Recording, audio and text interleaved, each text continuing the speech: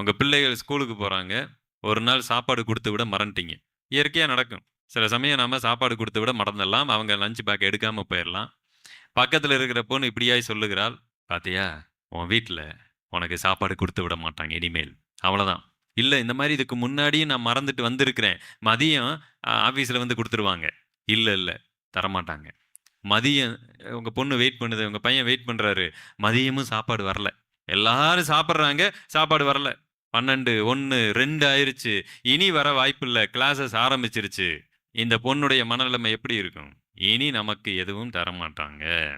இனி அவ்வளவுதான். இனி நான் வீட்டுக்கு போமாட்டேன். எனக்கு யாரும் சோறு அப்படியா? இல்ல. ஏதோ ஒரு காரணம் வந்திருக்கிறது. எங்க வீட்ல இது நாள் வரைக்கும் என்னைய இப்படி என்ன பண்ணதில்ல. பண்ணதில்ல. ஏதோ ஒண்ணு நடந்திருக்கு. எங்க வீட்ல யாருக்கு அம்மா, அப்பாவுக்கு உடம்பு சரியில்லாம போயிருக்கலாம். அல்லது நான் லஞ்ச் பேக்க எடுத்துட்டு போகலங்கிறத அவங்க என்ன செஞ்சிருக்கலாம்?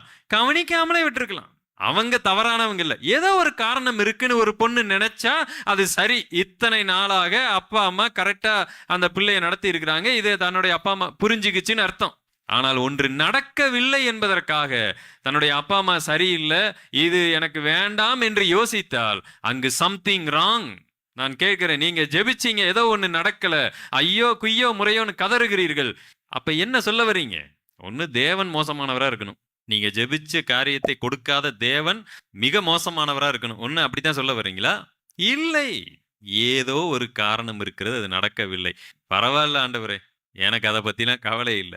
நீங்க இருக்கிறீங்க. எனக்கு அது போதும். என்னுடைய வாழ்க்கையில இது போன்ற சம்பவங்கள் என் விசுவாசத்தை குலைத்து போட வாய்ப்பு இருக்கிறது.